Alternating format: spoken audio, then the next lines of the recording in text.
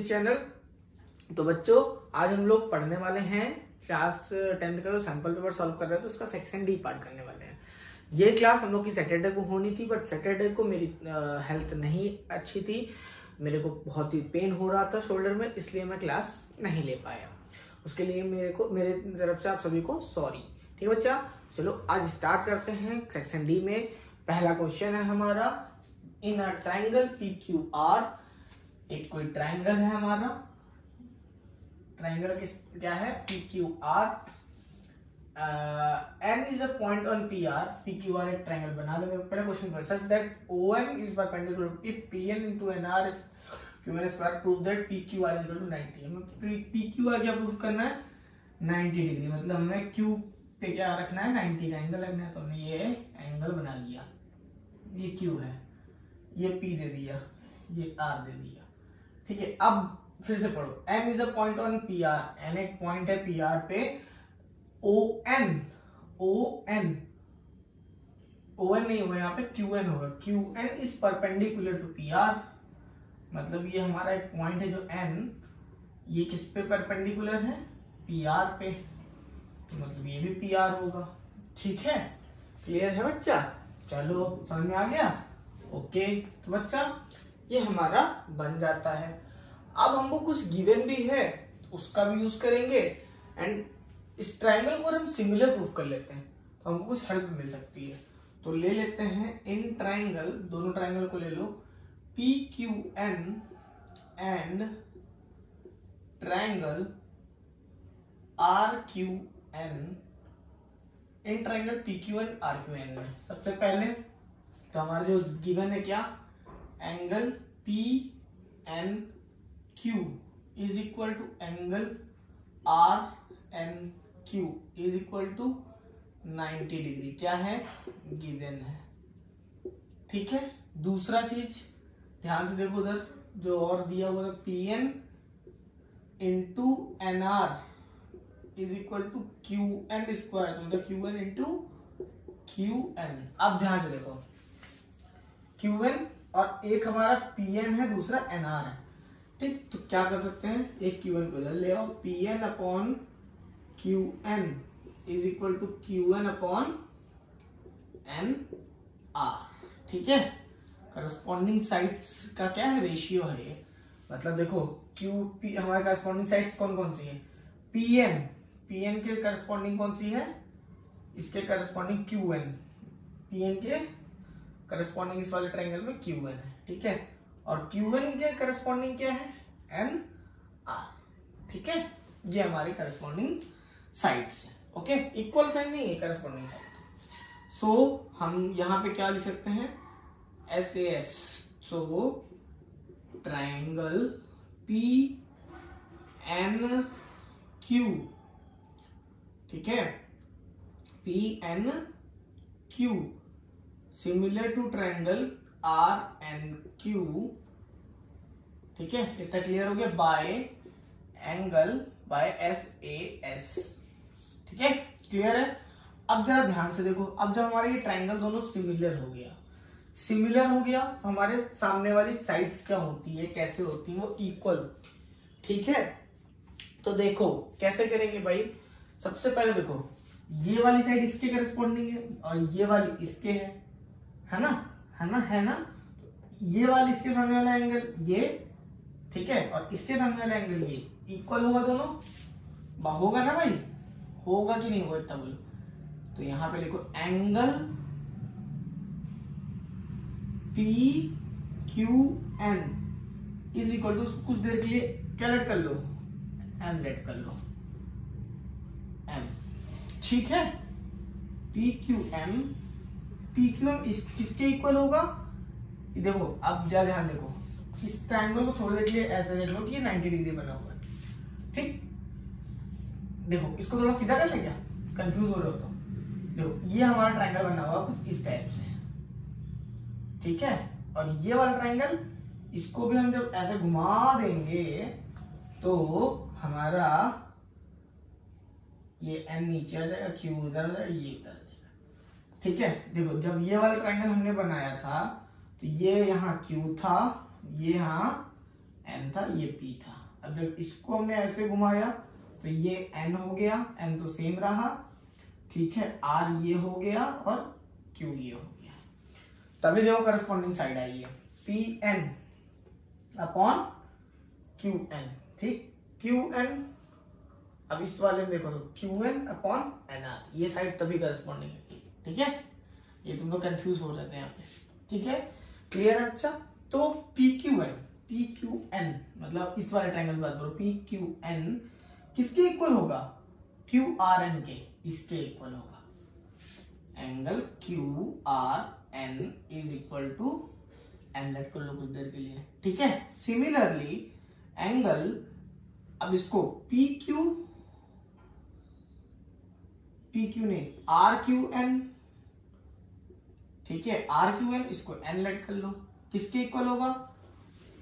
RQN, ये किसके equal होगा? इस P के इक्वल होगा, किसके? QPN is equal to n let कर लो, ठीक है। अब इन ट्राइंगल PQR क्या है? Angle P plus angle Q plus angle R is equal to 180 degree. Angle P किसके इक्वल है? एंगल P देखो जरा, एंगल P n के इक्वल है। एंगल Q किसके इक्वल है? एंगल Q तो हमारा दो चीज दी हुई बेटा, m plus n, m plus n। Angle R किसके इक्वल है? एंगल R m के इक्वल है, इज इक्वल टू 180 हो गया। अब यहाँ सॉल्व करो तो 2m plus n is equal to 180, तो m plus n is equal to कितना हो जाएगा? 90 डिग्री। m प्लस n क्या बना रहा है? Angle PQR is equal to 90 degree. ये हमारा क्या हो गया? आंसर आ गया। इसको क्या लिखेंगे? Hence proofed. ठीक है बच्चा, क्लियर है? अगर ऐसे क्वेश्चन डायग्राम में कंफ्यूजन हो रही हो तो रफली एक क्वेश्चन डायग्राम बना लो, आपको इजी हो जाएगा समझने में, ठीक है। नेक्स्ट क्वेश्चन देखते हैं, इसी के ऑप्शनल में एक क्वेश्चन दिया हुआ है, ठीक है। तो बच्चा नेक्स्ट क्वेश्चन क्या है हमारा? बहुत ही अच्छा क्वेश्चन है, ध्यान से देखना। In the given figure triangle ABC, ये ट्राइंगल दिया ABC and DBC and DBC are on the same base BC, किस पे है? एक कॉमन बेस है BC। If AD intersect BC, AB जो है BC को किस पे इंटरसेक्ट करता है? O पर। प्रूफ करना है कि ABC का एरिया और DBC का एरिया किसके इक्वल होगा? साइड AO अपॉन BDO के रेशियो के इक्वल होगा। तो सबसे पहले बच्चा हमको क्या करना होगा? इस क्वेश्चन को करने के लिए एक हमें कंस्ट्रक्शन ड्रॉ करना होगा, ठीक है। क्यों करेंगे हम वो भी बताते हैं। पहले एक कंस्ट्रक्शन ड्रॉ कर लो, ठीक है। तो हमने ऐसा कंस्ट्रक्शन ड्रॉ किया कि ये हमारा अप्रॉक्स 90 डिग्री बन जाए, ठीक है। ऐसे फॉर एग्जांपल बता रहा हूँ आपको, हमारा देखने में नहीं बनना होगा लेकिन आपको ऐसे बनाना है, ठीक है। कंस्ट्रक्ट, यहाँ देखो कंस्ट्रक्शन किया हमने, construct a line AO on perpendicular to BC and D, यहां ले लो AM, नाम क्या था? DBC, वो तो नाम दिया AM, ये ले लो N, DN perpendicular to BC, ठीक है। ये हमने नाम ले लिया। अब इन ट्राइंगल, दोनों ट्राइंगल ले लो, इन triangle AMO and triangle ADNO, ठीक है। ये दो ट्राइंगल लिए हमने, उसमें देखो सबसे पहले तो अभी हमने एंगल क्या बताया? AMO is equal to DNO, क्या है? 90 डिग्री। अभी हमने अब क्या किया? बताया है, ठीक है। अब बताया अभी, ठीक। तो ये 90 हो गया। दूसरा AOM is equal to angle DOM। कौन सा एंगल होगा ये? Vertically opposite. हमारा ट्राइंगल क्या हो गया? सिमिलर हो गया। Triangle AMO similar to triangle DNO, clear है? बाय एंगल क्राइटेरिया, ठीक है। सो अब हमारे ये इक्वल है तो हमारी करस्पॉन्डिंग साइड्स भी इक्वल होगी। करस्पॉन्डिंग साइड्स देखो 90 के क्या है हमारा AM is equal to DM sorry DN, AM is equal to DN is equal to AO upon DO। ठीक है, और भी होगा क्या, ये हो सकता है। ठीक, अब हमें जो प्रूफ करना उस पर आता है एरिया ऑफ ट्राइंगल ABC। तो एरिया यहां देखो, एरिया ऑफ ट्राइंगल ABC क्या होगा, एरिया ऑफ ट्राइंगल DBC क्या होगा, हाफ लगेगा दोनों में, बेस आएगा, बेस क्या है BC, हाइट क्या है AO, दूसरे में भी हाफ लगेगा, बेस क्या है BC, हाइट क्या है DO, half half cancel, BC BC cancel, AO upon DO, area of triangle ABC, area of triangle DBC। ठीक है, ये हमारा क्या हो गया, प्रूफ हो गया। अगर बच्चा अभी भी क्वेश्चन ना समझ में आया हो प्लीज कमेंट करना, हम लोग इसका आंसर फिर से आपको रिकैप करके बता देंगे। अभी टेस्ट पेपर हम लोग सॉल्व करेंगे तो ऐसे क्वेश्चन बहुत देखने को मिलेंगे। ठीक है बच्चा, नेक्स्ट क्वेश्चन की तरफ बढ़ते हैं। तो बच्चों नेक्स्ट क्वेश्चन है हमारा, a wooden article was made by scooping out a hemisphere from each and. देखो यहाँ पे डायग्राम दिया हुआ है ऑफ सिलेंडर, एक सिलेंडर के दोनों तरफ क्या किया गया, हेमिस्फीयर टाइप में स्कूप किया गया, मतलब कि निकाला गया है। ठीक है, ऐसे हमने निकाला है, हेमिस्फीयर निकाल लिया। ओके, ये हमने स्कूप करके निकाला है, ये हमारा डायग्राम दिया है, ऑलरेडी गिवन है। as shown in the figure, if the height of the cylinder is 10 cm, height of the cylinder कितना है 10 सेंटीमीटर है। ठीक है, and it's base of radius 3.5, radius की बेस का रेडियस कितना है 3.5 सेंटीमीटर, ये दिया हुआ है। Find the total surface area of the article. TSA of article निकालना है, TSA ऑफ आर्टिकल इसको कैसे करेंगे कोई पेपर में, ध्यान रखना बता रहा हूं। सबसे पहले तो गिवन में लिख दो हाइट ऑफ द सिलेंडर, क्योंकि क्वेश्चन तो आप उतारोगे नहीं। Height of cylinder is equal to 10 centimetre, radius of base या बोलो हेमिस्फीयर या कुछ भी बोल लो, इज इक्वल टू 3.5 सेंटीमीटर। ठीक है, तो TSA कितना होगा, TSA ऑफ सिलेंडर कितना होगा, TSA of article not cylinder, article. तो TSA निकालने के लिए क्या करेंगे, टोटल सरफेस एरिया निकालना है, तो सर्कल, तो CSA ऑफ सिलेंडर निकाल लेंगे। ठीक है, plus CSA 2 into CSA of hemisphere निकाल लेंगे। ठीक है, सिलेंडर का CSA क्या होता है 2 पाई RH प्लस 2 इंटू हेमिस्फीयर का CSA कितना होता है भाई 2 पाई R स्क्वायर, क्या होता है 2 पाई R स्क्वायर। तो यहां से 2 पाई R कॉमन हो जाएगा, यहां बचेगा H प्लस 2R। एम आई राइट, एक 2 कॉमन, पाई कॉमन, एक R कॉमन, तो एक R बचा, एक 2 बचा।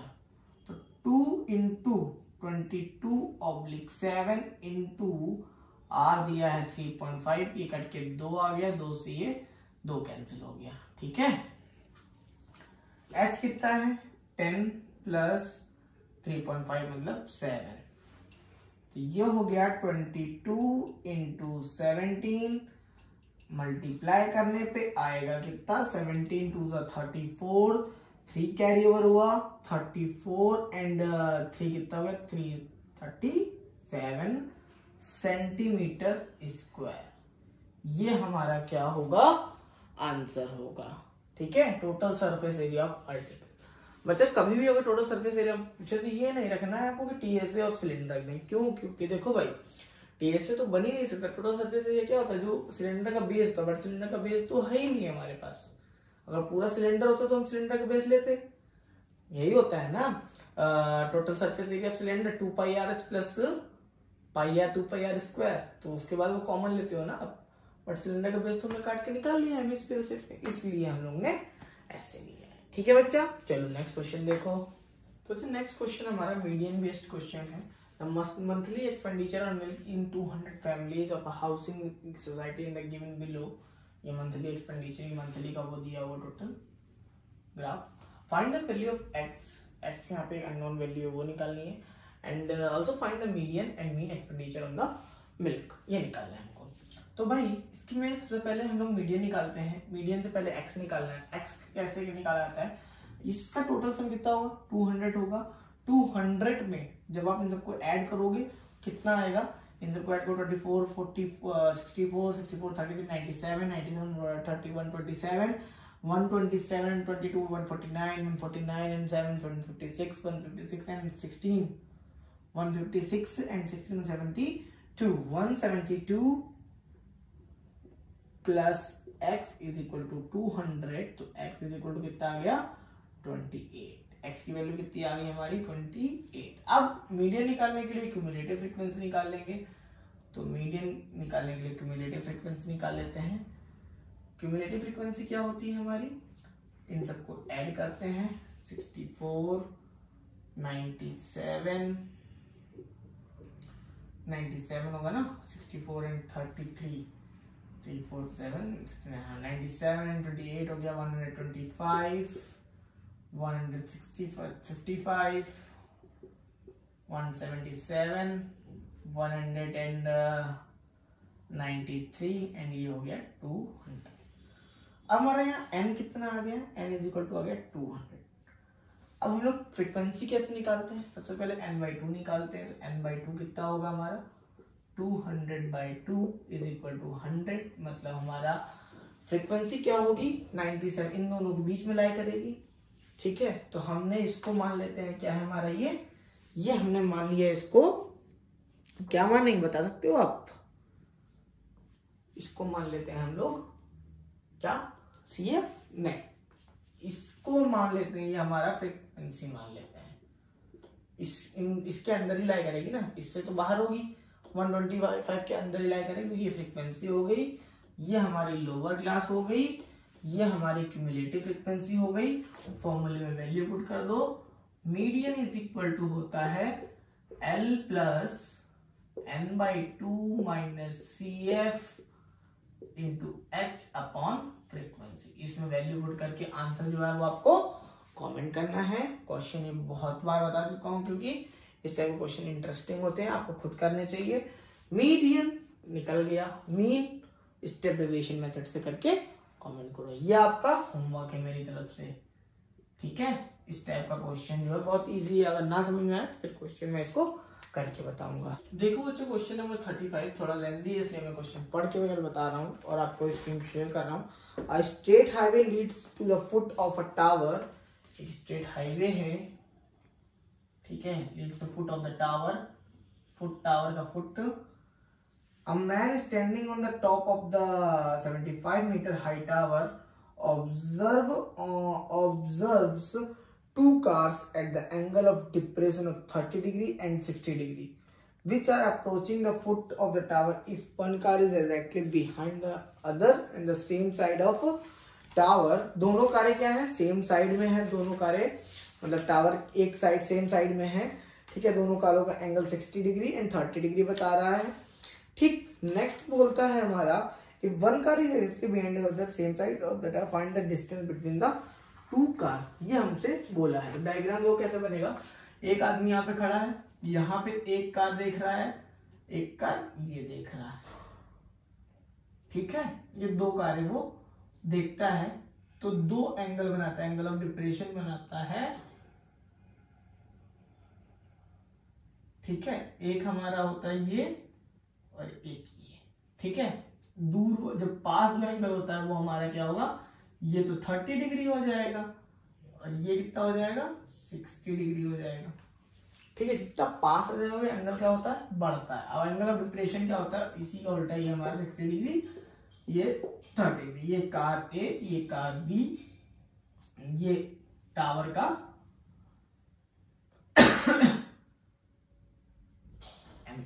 ठीक है, टावर का फुट दिया हुआ, ठीक है। अब इसको हम लेट कर लेंगे, x लेट कर लेंगे, इसको y लेट कर लेंगे, हाइट एंड डिस्टेंस है। अब h कितने मीटर हाइट टावर दिया है, 75 मीटर, ये दिया हुआ है 75 मीटर ऊंचा टावर दिया हुआ है, ठीक है। चलो अब क्या करेंगे, सबसे पहले तो इन ट्रायंगल, इसका नाम कुछ और दे देते हैं, ये हो गया C, ये हो गया D। इन ट्रायंगल DAC, ठीक है। 1030 इज इक्वल टू होगा हमारा हाइट अपॉन बेस, क्या होगा, परपेंडिकुलर अपॉन बेस, है ना। परपेंडिकुलर कितना है 75, बेस कितना है x प्लस वाई, तो 1030 कितना 1/√3 is equal to 75 upon x plus Y. x plus Y is equal to 75√3, ये हमारी इक्वेशन 1 बनी। सेकेंड सेम इसी तरह इन ट्राइंगल DBC में क्या होगा, 1060 इज इक्वल टू क्या होगा 75 अपॉन कितना होगा, केवल x होगा, तो √3 is equal to 75 upon x की वैल्यू कितनी आ गई 75 अपॉन में √3, बट √3 का क्या करते हैं हम लोग, रेसिप्रोकल, तो ठीक है, ये हो गया 75√3 अपॉन 3 से ये कैंसिल हो गया 25 टाइम में, कितना आ गया 25√3 मीटर, ये हमारा इक्वेशन सेकंड हो गया, ठीक है। x की वैल्यू आ गई 25√3 एंड दूसरे की आ गई हमारी कितनी 75√3। अब x की वैल्यू को आ गई, मतलब कि BC की value, so BC is equal to आ गया 25√3 मीटर, इट मीन्स 25 इंटू 1.73, इसका मल्टीप्लाई कर लेना, जो भी आंसर है कमेंट कर देना। एंड AC की वैल्यू कितनी होगी x प्लस वाई,